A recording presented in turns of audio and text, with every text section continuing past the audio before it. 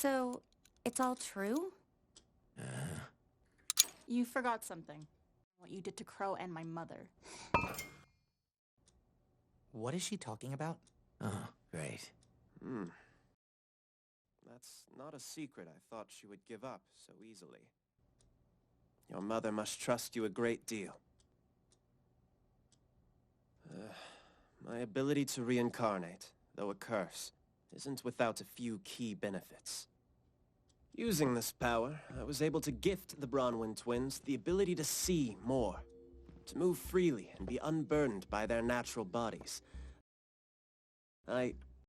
You turned them into birds. Wait, what? Rather ridiculous sounding out loud, isn't it?